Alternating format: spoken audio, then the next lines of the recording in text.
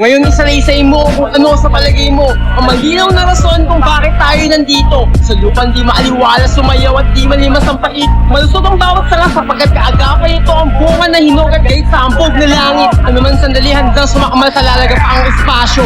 Umiikot ang plato dahil sa paglubog at pagsikit ng araw. Naglaong hinuwa patuloy walang nakabatid tungkol sa lumang eksaktong posisyon. Naaayong relasyon buhat sa lumang panahon, Walang perpektong sitwasyon, lumang traidor na iigay kang hangal na nakaisip ng salitang bunaw. Ano ang mensahe ng paggalaw, pagloob ko ng bilang ng mga agaw. Huwag ka na sumigaw, pagod na ang baga kung tigan sa tagumpay. At dingi sa salising wika, pagkatao hindi may usap sa pagkakayukos. Kaya bago pa ito matapos, tara sa mataas na lokasyon. Dito'y malinamnam na pagmamasdan natin ang ating mayabong na populasyon. Kung paano sila magtapakan at magagawan sa hangin na pinatibay ng polusyon.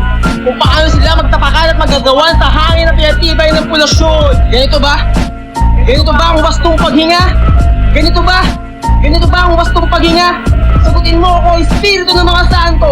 Ibulong mo ang halaga ng iyong pagpapahalaga sa lupalop na inaangking bilang nasasakupang lupa. Sa lupalop na inaangking bilang nasasakupang lupa.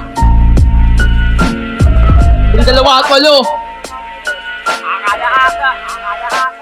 Wala pa sa kanila. Wala pa sa kanila. Yung tawag elemento.